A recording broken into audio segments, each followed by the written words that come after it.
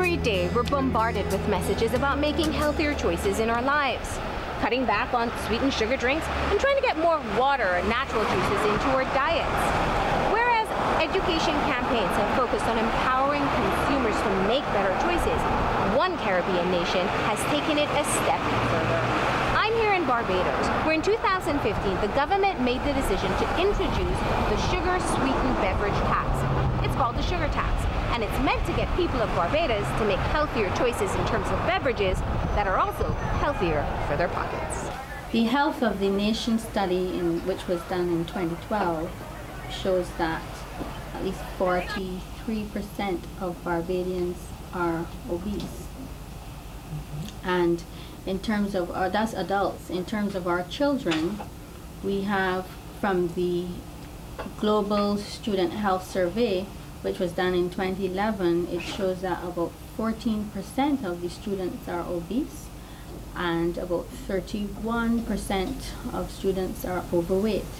We were also concerned that over 70% of children in schools are admitting that from this survey, that they were consuming at least one carbonated sweet drink a day.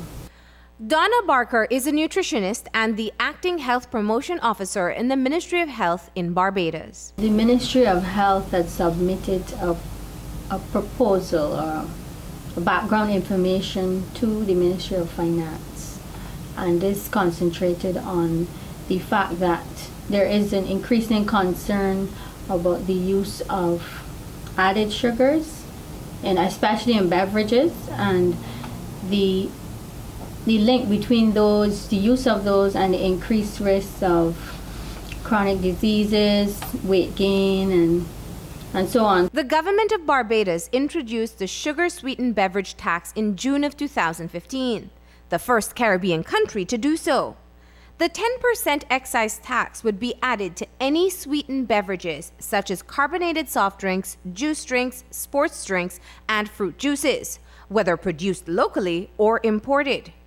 Natural products like natural juices, coconut water, and plain milks would not be subjected to the tax. The print media and the social media, there were a lot of responses that we saw there, and unfortunately there was a lot of negative response. People were concerned, and again it shows that we need to do a lot of health promotion and a lot of education, because people were concerned, well, if the tax goes on these carbonated soft drinks, what am I going to give my children to take to school during the day? What they're going to have when they're thirsty? Person said that they didn't think 10% was enough. Person said the government was not interested in the welfare of the people. They were only interested in making money, gaining revenue. And we got a lot of negative comments because the sugar tends to satisfy immediately. It can cause persons to use more of those drinks and also reduce their intake of more nutritious foods. You find a lot of children may not eat their lunch, but they may just drink a soft drink and then have another one later. Also, the increase in total calories, total daily intake from sugar can lead to overweight, and then it can also lead to dental caries if the children are not taking care of their dental hygiene.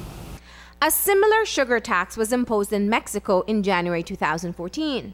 The tax was 1 peso per liter of sugar-sweetened beverage, which was similar to the 10% excise tax.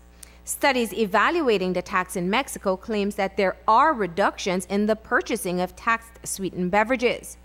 The sugar-sweetened beverage tax was implemented on the 1st of August 2015 in Barbados. The evaluation of the effectiveness of that tax is currently underway through the University of West Indies and various health agencies.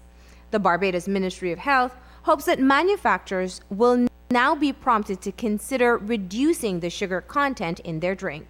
We know 10% is not very high, but we hope that this is the beginning of persons becoming aware that the Ministry of Health is concerned and is working with other ministries towards a healthier country. And if we can work with finance in terms of increasing taxes on something that we think is not good for our health.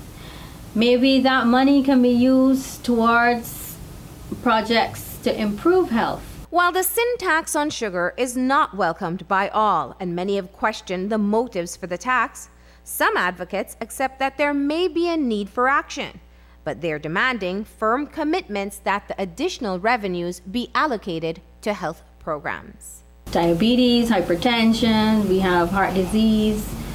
So this is a big problem in Barbados, and we need to do whatever we can.